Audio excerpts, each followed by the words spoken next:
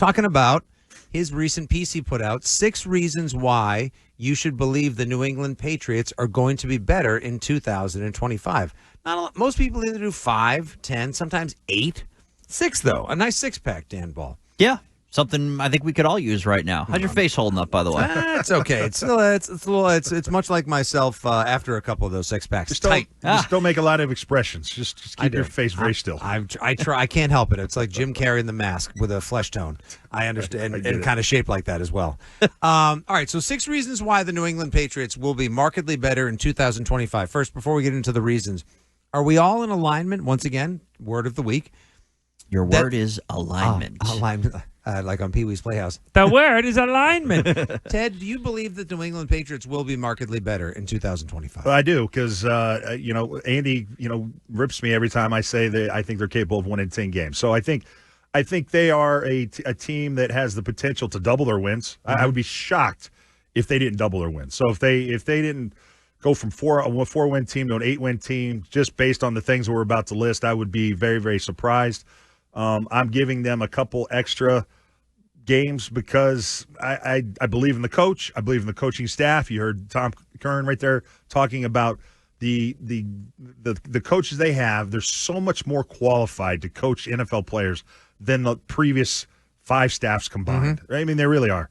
And that makes a huge difference. So I love the free agent haul, even though a lot of people look at that free agency and they go, those weren't big names. Perfect. All right. They didn't need Washington last year. The Commanders went and just got middle-class free agents, solid starters, right? Nothing too fancy, just guys that were good leaders, pros, middle-of-the-road guys to bolster their depth. And I think the Patriots did the same thing. And so the coaching staff and what they did in free agency are the 2 main things that give me optimism and why I think they can be better. And I'm not a believer in the Jets. I'm sorry. You got the Steelers in the second game of the season. I think Aaron Rodgers is a joke. I think the Steelers are turning into be a joke franchise. And so those are to me, those are all valid reasons that would lead me to believe that this is potentially a 10-win team. Just like the model, just like what's the catchphrase in Knoxville, Tennessee? Nothing too fancy. And the idea, working class, blue collar, utilitarian, plug and play, guys that do jobs on your team that you need done, just like back in the good old days when you guys would do the same. You didn't have a marquee free agent until Roosevelt Colvin. He broke his hip his first year. That probably made Bill Belichick and company averse to spending tons of money on guys like that. And I think the coaching is reason number 1, and that's why I think we all agreed as well with our pal Mike Giardi that the offseason MVP to date was Mike Vrabel. I'm with you. I think they should be able to at least double the win total, if not reach up for that plateau of 10 wins on the season. Dan, let's get into the list. The article titled, Are Patriots Truly Better Than Last Year? Yes, and here are 6 reasons why. What does Tom have as reason number 1? Well, he gave 6 super vague headlines for all of these, the first of which being New Broom Swept Clean. There's an entirely new leadership council ready to ascend in 2025. So, Ted, you talked a little bit about offensively the leaders that were either there or not there. You groaned a little bit when we brought up the idea of Hunter Henry being a leader. So I'm curious on both sides of the ball. Do you get a good sense of the leadership that's been reestablished in New England? I do. You know what you had to do? You had to get rid of all the old. I mean, it's the thing. Even with Gerard Mayo, there's still Bill Belichick hangover. There's still hangovers. Like there's guys that were on Gerard's staff that were still on Bill's staff. A lot of players that were on Gerard's roster last year that were on Belichick's roster, and a lot of that's been purged. I think rightfully so. There needs to be kind of a clear break from the old regime and the old way of doing things. It has to be a fresh start. And the way you do that is you got to purge a lot of those. Even though, like David Andrews, doesn't it look like it turned out to be the right decision to let David Andrews go? I mean, he's not even playing football anymore, so that was the right decision. Right. And I just think a lot of the guys that were here under Bill and that Bill propped up, I think they needed to move on. And so I do think just being out there at practice for the 2 days at minicamp last week, I do get a sense that there are going to be new leaders, and this is what this team needs, is just a kind of a colonoscopy, if you will, of leadership. Purge out the old, bring in the new, just because the old kind of way of doing things was old and outdated and archaic, and there needs to be new ideas, new thoughts, and a fresh new leadership council. And also, nothing wrong with the work that guys like Jonathan Jones, did David Andrews, obviously, who we had talked about when I saw him at that event 2 months ago. Like, this guy's lost a lot of weight. He's retiring. Like, this is the right move. A lot of these guys, it's just like they had a way of doing things, and it was the right way of doing things. But the longer you hold on to that ideal, like you said, Ted, you don't give these new players a chance to evolve into their own leader. Give the team. You know the uniform or the iteration of the uniform they'll go with this year, blue and the silver and the rivalry uniform, but like let them be themselves. If David Andrews was still on this team, real quick, sorry, Dan. No. If David Andrews is still on this team, is Morgan Moses talking like he does? Is he working with the guys after practice? Is Will Campbell, does his leadership development get delayed because David Andrews is still here? It needs to be a young uprising. Harold Landry stepping in for Dietrich Wise. Dietrich Wise does an awesome job, but he goes to a team a little bit more ready to win. Yep. He can bring that Patriot cologne to Washington because they're on the verge of maybe doing something special in the NFC. But now, like you said, Morgan Moses and Harold Landry, Robert Spillane, your new leadership. Milton Williams is going to be a great leader for the other defensive linemen. He loves his spot right now, and he's going to be Spillane, who's that dude was like so serious when I interviewed him. I was like, bro, it's just you and me, man, with a couple linebackers chopping it up. And he was like, yes, sir. I was like, it's okay. You know what? That's what this team needs. Yeah. They need that kind of mentality where it's just football is the only thing that matters. And I think they have it at each level of the defense. I really like the secondary. I mean, the corners, I think, are going to be special. And they got a lot of, no-name safeties back there. They got Kyle Duggar.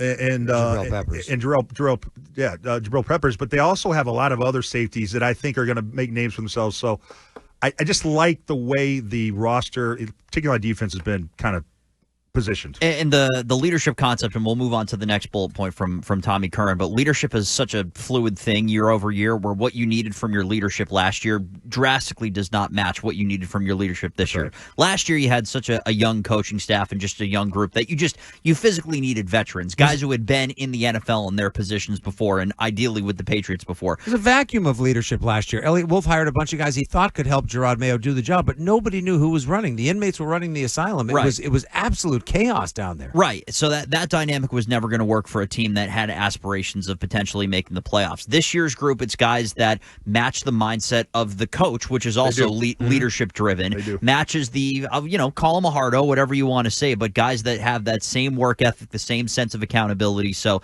they did a really nice job of matching their leadership with the coaching staff. All right, Danny, football, what do we got for two? Ironically enough, it's a wagon of a coaching staff. That is the second bullet point, and something, Fitzy, that you alluded to that Mike Giardi said, the MVP of the offseason so far being Mike Vrabel. Ideally, when we have this conversation, beginning of the season, midway through the season, end of the season, we're saying Drake May or Christian Gonzalez or somebody that actually plays football for the Patriots. But as of right now, it's a pretty obvious thing that Mike Vrabel and his staff that he has established has been doing a whole lot more good than bad to this point. Mike Vrabel, winning head coach in the NFL, had his issues in Nashville, and departed unceremoniously midseason. Should have been the guy they hired last year, Ted. They get it wrong for a year. Now they get it right.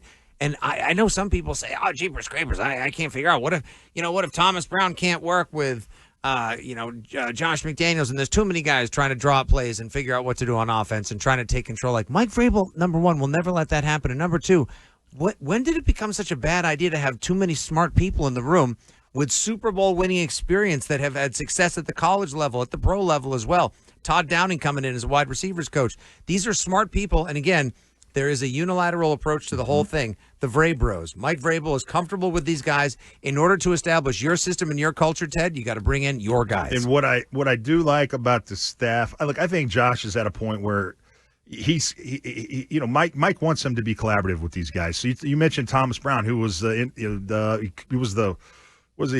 he serve as the head coach for a year? Yeah, interim head coach when they got rid of. And Thomas Brown comes from a Sean McVay background. He is the tight ends passing game coordinator.